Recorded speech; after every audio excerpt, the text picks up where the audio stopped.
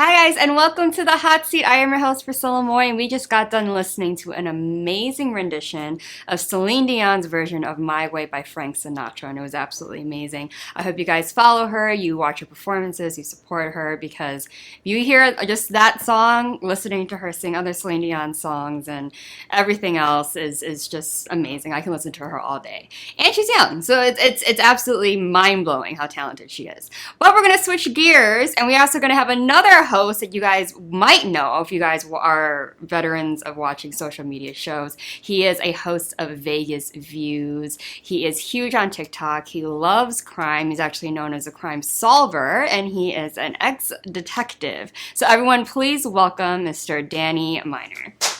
Hey, nice meeting you. Listen, I'm gonna have a hard time topping that song. I mean, that was excellent. Yeah, it was amazing. I'll try to do my best. She was awesome. I love that song. Too. Yeah, it awesome was great. Because she has a calming voice, and then she's a powerhouse. Yeah, it was awesome. She did a great job. I love the way she did it. But it helps that you're not a veteran to this seat, so you're chilling. You're sitting here. You're like, I've been here before. You've been in the studio. You do a lot with your show. Yeah. First things first, you are the crime solver. Yes. I mean, actually, literally, that's what you did in the past. Yes. Now, back in Pennsylvania. Yep. Correct. That's so correct. give people a little bit insight on you and your past and how it led up to where you are now. Basically. It's crazy. I have a weird life, right? I started being a cop at 20 years old. Mm-hmm. I was chief of police of a small town by the time I was 31. Okay. Then I left there and I went to the state police. Okay. So I worked for the state for a while. And I became a detective there. I was a detective for 14 years. I worked undercover drugs for years. So I bought illegal drugs all over undercover. Not legally. I mean, not illegally. Right. Legally. I was undercover when I bought them. So anyway, I retired in 2016. I played in the World Series of Poker a bunch of times. So I used to come to Vegas for vacations all the time during the World Series of Poker. So I always decided when I did retire, I was going to move to Vegas. So that's what I did. When I got here, I got into sales right away. So I started, working on sales and stuff like that. And then I started doing TikTok during the pandemic. Yeah. So I was bored during the pandemic. My kids said to me, you should go on TikTok. My girlfriend said that too. You'll get through the boredom, watch all the videos. And then I started saying, I'm going to post some videos. And my daughters, they're like, don't embarrass us, Dad. Don't go on TikTok. You're going to embarrass us. And I'm like, I'm going to try it anyway. So I went on TikTok. The first video I did on TikTok, community guidelines violation, was taken down. My first video on TikTok was taken down. Yeah. But then I did one video and it just blossomed. And I got 100,000 views on this one video and I got like 5,000 followers overnight. And I thought, wow, maybe I could do this, And I started doing it. Then I went up to 40,000, 50,000, and I'm at 182,000 followers now. And it took me about a year and a half to get to 182,000 followers. It's weird. TikTok's a weird system. Social media can be a hit or miss. Yes. A lot of people work really hard on trying to get that type of algorithm. And then it doesn't reach. And then some people are just like one video and just so happens it was seen by the right person that kept sharing. Yes. And there you go. Yes. So I'm glad it's worked out for you. Yeah. I probably have I'm going to say just off the top of my head, I probably have about 14 or 15 videos that went over 1 million. Mm-hmm. I have a couple over 2 million, but it's unbelievable. I looked the other day, 72 million views, or 72 or 74 million views I have on my TikTok. I mean, that's crazy. It really is. Yeah. And TikTok just sent for content creators out there. TikTok is paying the best right now. They changed their pay scale in March, and they're calling it a creativity program now. They pay you approximately $1 for every 1,000 views, which is pretty good. If you think if you get $1 million video, it's $1,000. Yeah. You know what I mean? So if you keep going out there, putting videos out there, there's a good way to make money. Plus all that, collaborations with different companies. I got men's shampoo, stuff like that. So I got all kind of different things. Hey, there's perks. I get free shampoo, everything. It's amazing. Yeah. Now, do you ever miss the East Coast? Because it's entirely different. I'm from Chicago, so I know the culture is completely different from the Midwest and the East Coast versus the West Coast. Yes. What's that like? I'm going to tell you this. The East Coast, we're loud. Okay, as you can see, I'm loud. Yes, we're arrogant. And when I came over here, people are quiet here. They're very. I'll tell you this. Before I came out here, I actually interviewed for a sales job back in Pennsylvania. The guy hired me on the phone because he said to me, Nobody has personality here. So you have personality. I love hiring East Coast people. He hired me on the phone before I even came out here. So the difference is I feel West Coast people a little more reserved. East Coast people, East Coast people are loud. They're obnoxious. You know what I mean? And I accept that badge. Yeah, they're expressive, and they're to the point. I realize a lot of West Coasters, it takes a while for them to. It's for us, it's a little quicker. Yes. Right. At least on the other side of the country. Yes. And so another thing I want to dig deep in is my father was also a detective. So he was doing warrants in Chicago, and he worked for the county. Okay. And he retired the same year as you did. Oh, and so wow. a wording, well, like a phrase that they always say now, oh, you're lucky you got out when you did, yes. right? That's a big thing. Yeah. How do you feel? Like, are you kind of around the same boat? Because a lot of things have changed when it comes to the police and the views and things that are happening around the world. Oh, yeah. When I retired, honestly, it was weird because it's weird because I didn't work for about 2 or 3 months, and I never not worked. From the time I was like 18 years old, I didn't work. So it was very weird. So when I retired, I started feeling a little depressed. Because you're thinking, man, what do I do now? That was me. My whole life was being a cop. You know what I mean? So I was like, oh my God, what do I do now? Which now TikTok has helped me get through that. But to your point is, would I be a cop now? Because I think that's what you're asking me. Never. Yeah. Never. I wouldn't even recommend somebody be a cop. Honestly, I wouldn't. I think the job is so critiqued now. No matter what you do, somebody's going to critique what you do. To me, it's not worth the headache. Yeah. I would go into a different profession. And honestly, people are having trouble hiring cops. I don't know if your father told you. They're all over the place. I'll give you an example. My old police department, when they would test, because they give a civil service test to get hired, we get thousands of applicants. They said, I just talked to somebody back home, they got 50 applicants. They used to get thousands. They got 50 people that only applied. It's crazy. Nobody wants to be a cop. There was a town in Minnesota, and I know our producer is from Minnesota here, and a whole town, their whole police department quit. Did you hear about this? No, the whole entire police department quit. It's been 3 weeks. They didn't even get one applicant. Not one person applied to work there. So the police work is in trouble, is what I'm saying. Yeah. It really is. It's in trouble. Yeah, they always say, because I know my dad and a lot of they all retired out here. They're always like, back then, that was the job. Anyone wanted to be a cop. Everyone was trying to get. It was hard to be a cop. Someone that can get them in to go to the academy, right? To get these things. It was a privilege. Yes. Now it's like, whew. I don't know, man. Something bad. I could be in a situation, and now it's the end of. Next thing you know, you're on every single news station. Right. I mean, it's just I think it's really hard now to be a cop. I really do. And listen, I'm not going to sit here and tell you that there's not bad cops. Right. Of course there is. Right. We watched the George Floyd thing. We know there's bad cops. I'm not saying that. But the percentage is very small. I know people don't want to hear that, but it's true. Your father's going to tell you the same thing. The percentage is they're going to highlight the bad things. Right. Okay? They're going to highlight the bad things. But it hurts now because you're going to get people that don't want to be cops but just need jobs. Because cops are paying $70,000, $80,000 a year now. So somebody's going to say, hey, I'll take that job. I don't really want to be a cop, but I could use a $70,000, $80,000 a year job. And that's what's going to happen. You want people that want to be cops, not just need a job. And that's just my opinion. And that's how they're going to make their decisions. Yes. Based on like, oh no, what do I do in this situation? Yes. It's going to make the whole thing look really, really bad. Yes. For the whole city, and then the whole defunding thing is going to highlight those things that everyone's like, yeah, see? Yes. And then that's something we see are things that are bad. We don't see the good things because no one talks about those things. Nobody talks because it doesn't sell. Yeah. Bad sells. So for you as a cop, like, you've done many different avenues of police work. Yeah. How do you think that shaped you living your life during that and after? Was there a time in your life growing up, because you started when you were 20, that you just start to look at things completely differently? Yeah. And you know what? I've been asked that's a great question. The one thing I could tell you what police work did to me, it shows you that death is real. Like, because we all don't face that. Like, I was seeing death every day. Okay, so at least 5 times a week I'm seeing death.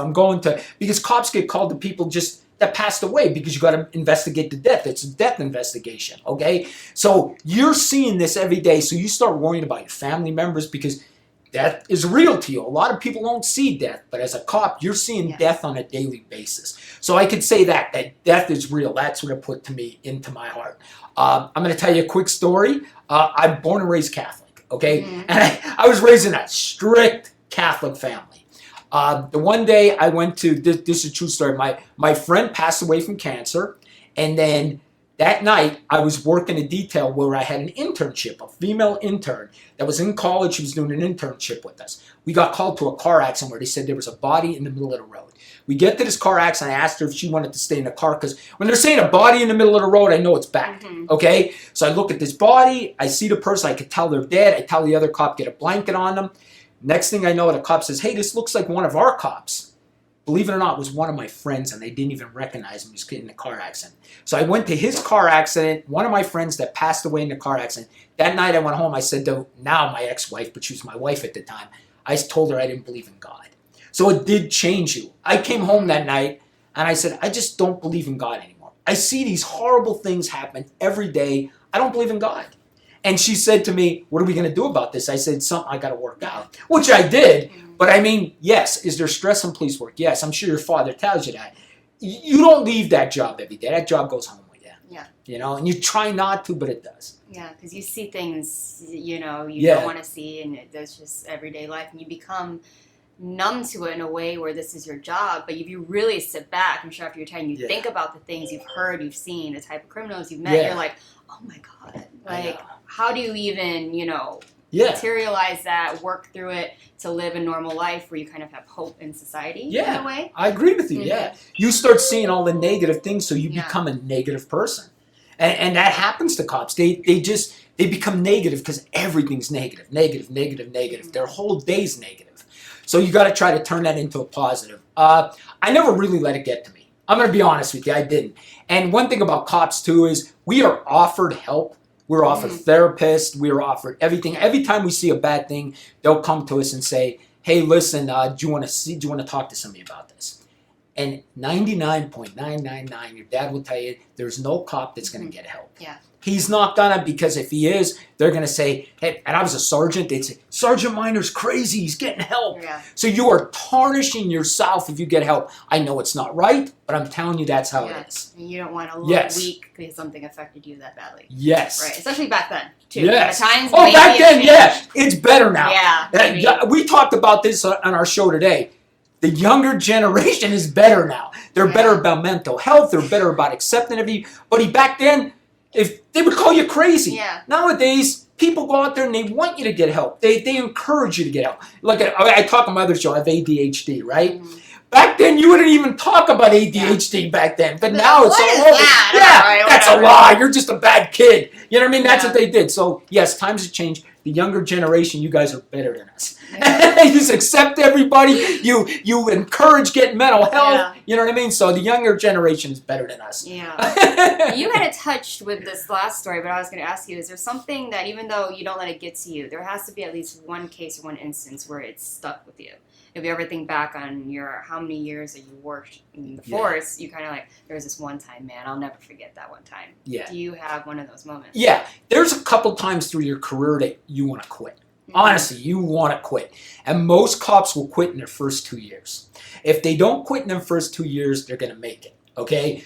But in them first 2 years, I've wanted to quit so many times, I can't even tell you, okay? That I would come home at night and think to myself, what am I doing? This is ridiculous that I put myself through this every night. I mean, honestly, you get to that point, but then you get used to it. And your father's going to tell you it's just what it is, and you just deal with it. But if I think of one story that almost made me quit, and this story's going to shock you, okay? We had a business owner in town, okay, that he owned this little restaurant, and he hired this little boy that was like 11, 12 to come in there and help him clean the place. This little boy didn't have a father. He was raised by a single mother.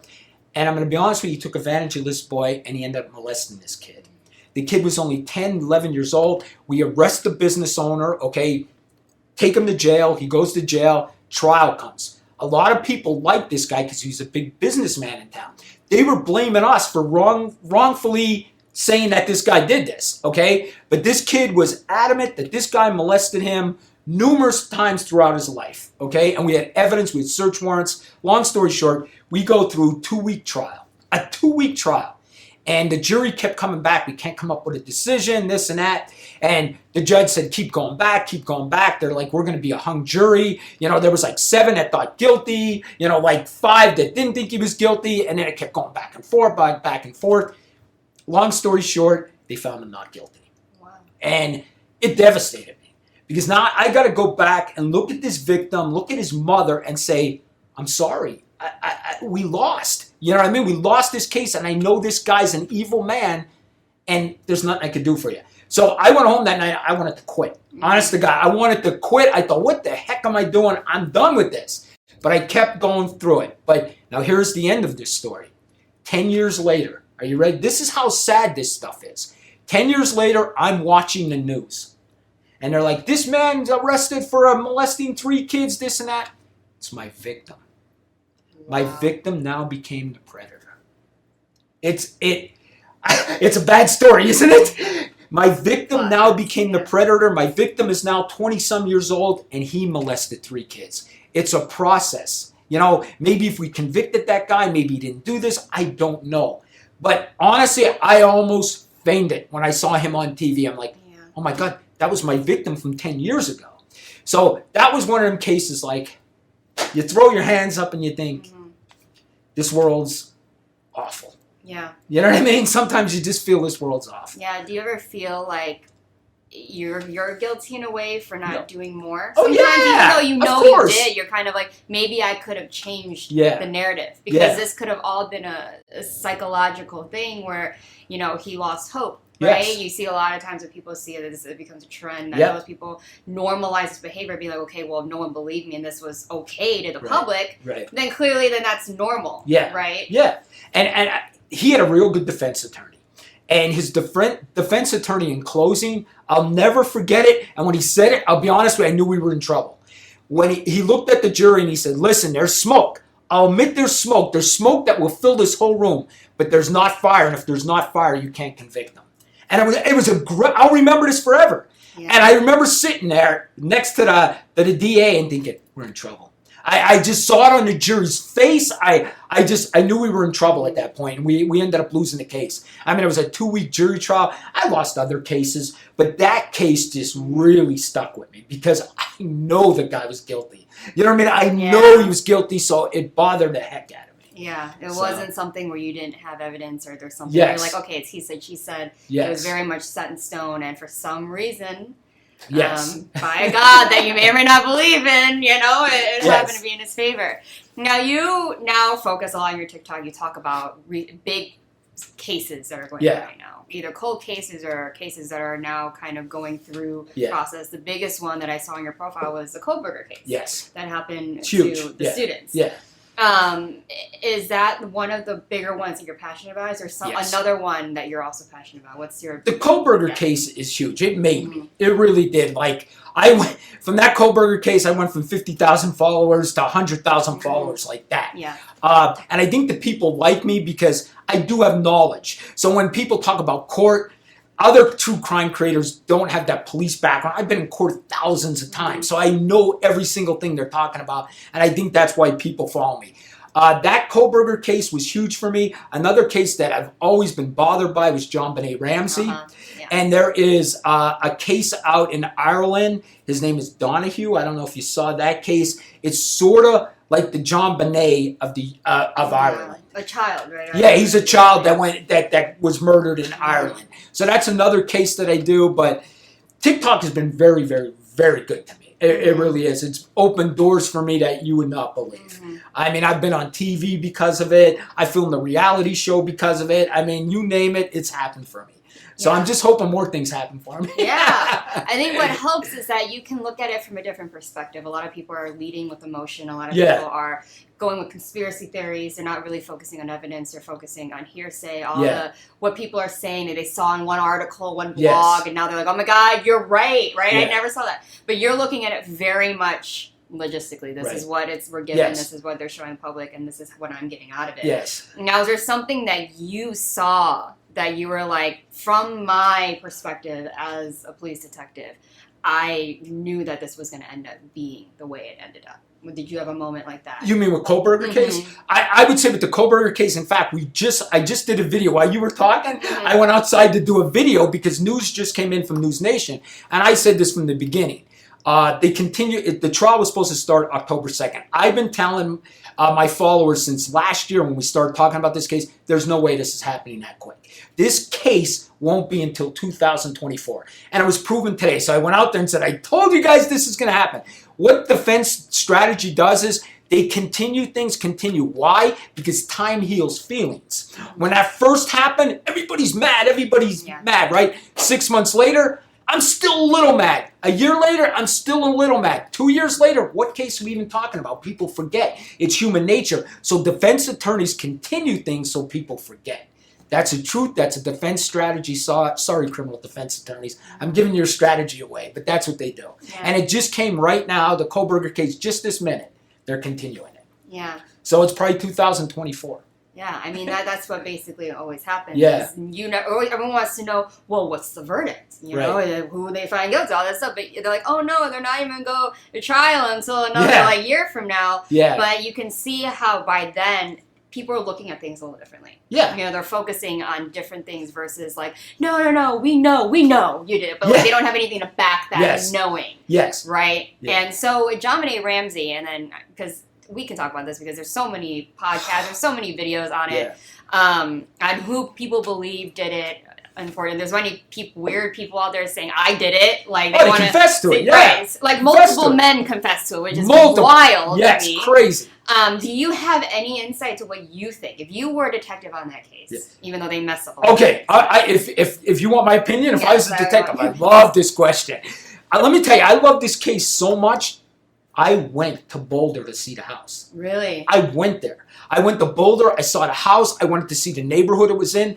It's in a rich neighborhood, okay? I don't see a serial killer running around. I just don't, okay? I just don't.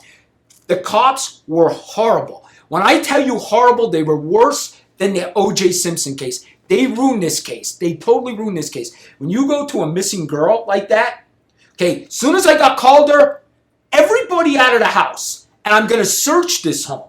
Everybody, parents, everybody, I'm getting a search warrant for the house and everybody out. They left them people in there. That's police work 101. Horrible. They let the father find her. So now the father's DNA and everything's on her, picked her up, brought her upstairs. It was horrible. Now to that point, I read a book of their interviews, that the father and mother, I totally believe they had nothing to do with it. You're going to be shocked about that probably. But I believe the parents had nothing to do with this. But I do believe it was somebody that knew the parents. Yeah. I don't believe the parents did either. Yeah. I do believe it was somebody that knew the parents, somebody that knew this girl, and they were obsessed with her. They were sickos, and they broke in this house and did this. I totally believe the parents didn't do it, and I don't believe her 10-year-old brother at the time, or 8-year-old brother did this, because she was brutally murdered. They choked her with that thing, and her brother at 8 or 10 years old did not do this. No. You know, I hate when they blame him for that. I feel bad. Could you imagine growing up and being blamed for your sister's murder when you had nothing to do with it? Exactly. You know, so that case bothers me. Yeah, and then, like, to this day, like, and it's upsetting because I know her mother did pass, and she never really kind of got peace with that.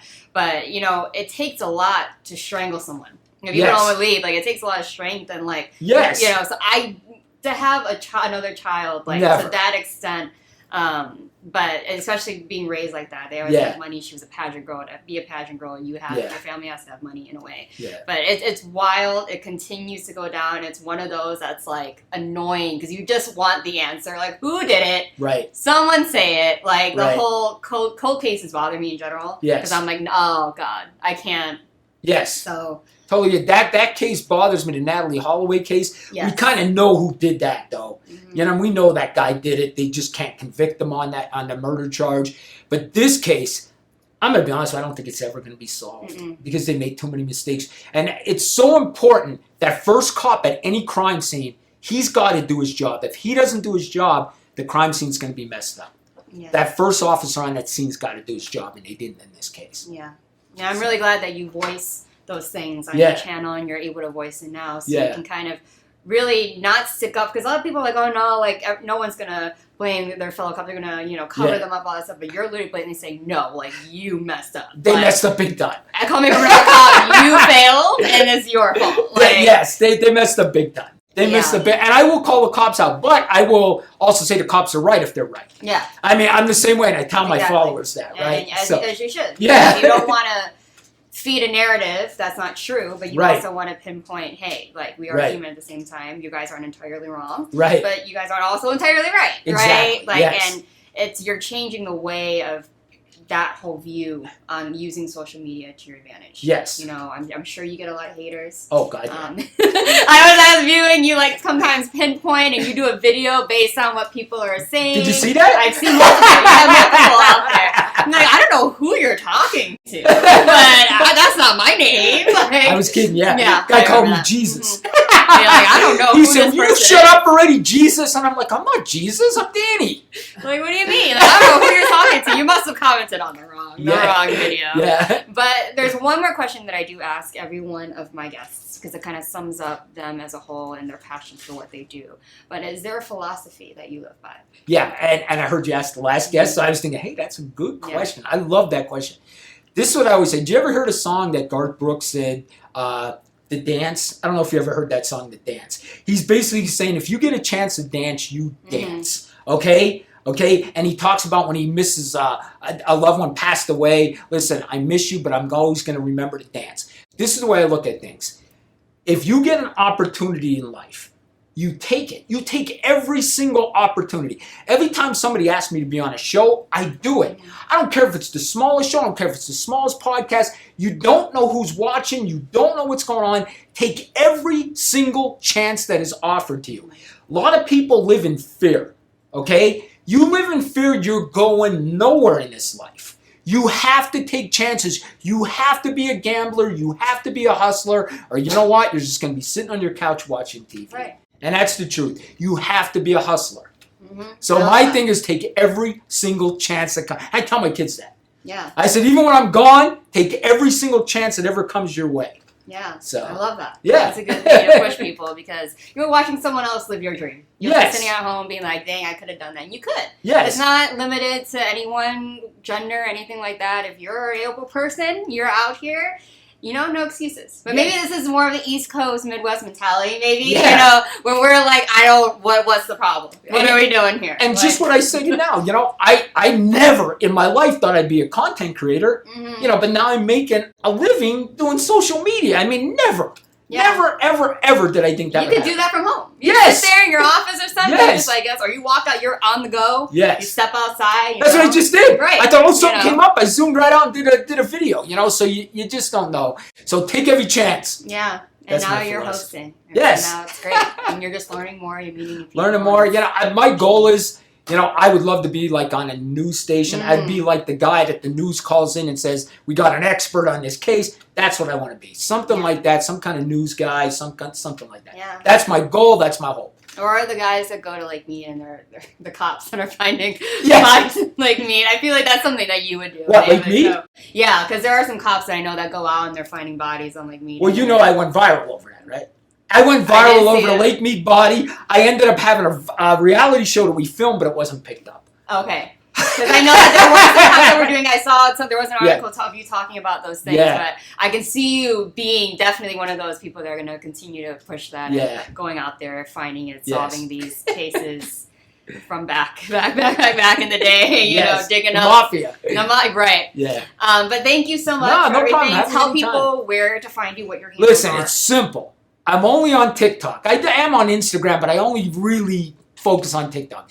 It's at The Crime Solver. Make sure you put the Crime Solver. And that's it. You'll find me. And listen, you'll be entertained. You might hate me. I might be too loud, but you'll be entertained. You do scream. I do scream, but I'm entertaining. I just don't give you the news. You're entertained. Yeah, I mean, you know, this is just your style. This is how you talk normally. Right. It's not a show. It's not a show. I was thinking of asking you, is it a persona that you also put on? But I realized it's just you, and I love That's it. me. Yeah, it's even better. not a It's even persona. better that it's just you're authentically yourself. You don't have to put on an act. You're just like, anyway, guys, here I am. Wait to hear this. That's what I usually do.